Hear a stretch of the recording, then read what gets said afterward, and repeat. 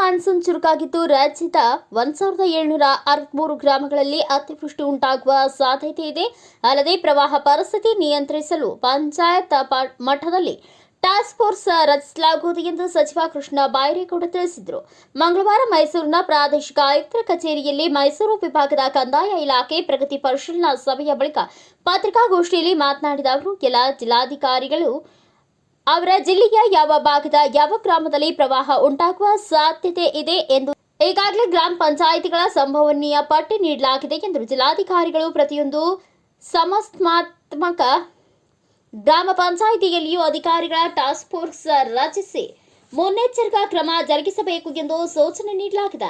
ಈ ಟಾಸ್ಕ್ ಫೋರ್ಸ್ನಲ್ಲಿ ಕಂದಾಯ ಇಲಾಖೆ ನೌಕರ, ಪಂಚಾಯತ್ ರಾಜ್, ಇಂಜಿನಿಯರಿಂಗ್ ವಿಭಾಗ, ಅಗ್ನಿಶಾಮಕ ವಿಭಾಗ, ಪೊಲೀಸ್ ಇಲಾಖೆ ಹಾಗೂ ಸಣ್ಣ ನೀರಾವರಿ ಅಧಿಕಾರಿಗಳು ಇರಲಿದ್ದಾರೆ ಎಂದು ಹೇಳಿದರು.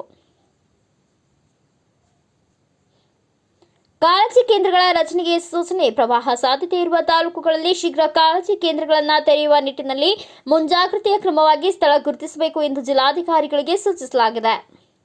ಬಗರ್ ಹುಕುಂ ಅರ್ಜಿ ವಿಲೇವಾರಿಗೆ ಗಡುವು. ಬಗರ್ ಹುಕುಂ ಅರ್ಜಿಗಳ ವಿಲೇವಾರಿಗೆ ತಹಸೀಲ್ದಾರರಿಗೆ 8 ತಿಂಗಳ ಗಡುವು ನೀಡಲಾಗಿದೆ. ಬಡ ರೈತರಿಗೆ ಅನುಕೂಲ ಮಾಡಿಕೊಡುವ ನಿಟ್ಟಿನಲ್ಲಿ ಅಕ್ರಮ ಸಾಗುವಳಿಯ ಸಕ್ರಮೀಕರಣಕ್ಕಾಗಿ ಬಗರ್ ಹುಕುಂ ಅಡಿ ರಾಜ್ಯ ಸರ್ಕಾರ ಅರ್ಜಿ ಸ್ವೀಕರಿಸಿದೆ. ಲಕ್ಷಾಂತರ ಅರ್ಜಿಗಳು ಈಗಾಗಲೇ ಸಲ್ಲಿಕೆಯಾಗಿದ್ದು, ಈ ಎಲ್ಲಾ ಅರ್ಜಿಗಳನ್ನು ಮುಂದಿನ 8 ತಿಂಗಳಲ್ಲಿ ವಿಲೇವಾರಿ ಮಾಡಬೇಕು ಎಂದು ಅಧಿಕಾರಿಗಳಿಗೆ ಸೂಚಿಸಲಾಗಿದೆ.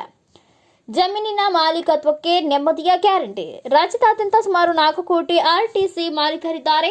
ಈ ಪೈಕಿ 1.92 ಕೋಟಿ ಆರ್ಟಿಸಿದಾರರನ್ನು ಸಂಪರ್ಕಿಸಿ ಆ ಪೈಕಿ 1.20 ಕೋಟಿ ಆರ್ಟಿಸಿಗಳನ್ನು OTP ಮೂಲಕ KYC ಮಾಡಲಾಗಿದೆ. ಇನ್ನು ಮೈಸೂರು ವಿಭಾಗದಲ್ಲಿ 1.37 ಕೋಟಿ ಆರ್ಟಿಸಿ ಮಾಲೀಕರಿದ್ದು, ಈ ಪೈಕಿ 36 ಲಕ್ಷ ಆರ್ಟಿಸಿಗಳನ್ನು ಮಾತ್ರ ಆಧಾರ್ ಜೊತೆಗೆ ಜೋಡಿಸಲಾಗಿದೆ. ಅದರಂತೆ 35% ಕೆಲಸ ಮಾತ್ರ ಆಗಿದ್ದು, ಇದು ಸಾಲದು. ಜುಲೈ ತಿಂಗಳ ಒಳಗಾಗಿ ಆಧಾರ್ ಸೀಡಿಂಗ್ ವಿಚಾರದಲ್ಲಿ 90% ಪ್ರಗತಿ ಸಾಧಿಸಬೇಕು ಎಂದು ಅಧಿಕಾರಿಗಳಿಗೆ ತಾಕೀತು ಮಾಡಲಾಗಿದೆ. ಶೀಘ್ರ ಪೋಡಿ ಮುಕ್ತ ಗ್ರಾಮ ಅಭಿಯಾನ. ರಾಜ್ಯದಲ್ಲಿ ಶೀಘ್ರ ಪೋಡಿ ಮುಕ್ತ ಗ್ರಾಮ ಅಭಿಯಾನಕ್ಕೆ ಚಾಲನೆ ನೀಡಲಾಗುವುದು. ರಾಜ್ಯದಲ್ಲಿ 22 ಲಕ್ಷ ಖಾಸಗಿ ಆರ್ಟಿಸಿಗಳಿಗೆ ಪೋಡಿ ಆಗಿಲ್ಲ. ಪ್ರತಿಯೊಂದು ಆರ್ಟಿಸಿಯಲ್ಲಿ 3 ರಿಂದ 4 ಜನ ಆರ್ಟಿಸಿ ಮಾಲೀಕರು ಇರುತ್ತಾರೆ. ಈ ಜಮೀನುಗಳ ಪೋಡಿ ಆಗಿಲ್ಲ. ಇನ್ನು ಸರ್ಕಾರದಿಂದ ಭೂ ಮಂಜೂರಾದ ಜಮೀನುಗಳು ಪೋಡಿ ಆಗಿಲ್ಲ. ಹೀಗಾಗಿ ಪೋಡಿ ಮುಕ್ತ ಅಭಿಯಾನದ ಅಡಿಯಲ್ಲಿ ಇಂತಹ ಜನರನ್ನ ನಾವೇ ಗುರುತಿಸಿ ಸರ್ಕಾರದಿಂದ ನಾವೇ ಪೋಡಿ ಮಾಡಿಕೊಡಲಿದ್ದೇವೆ ಎಂದು ಹೇಳಿದರು.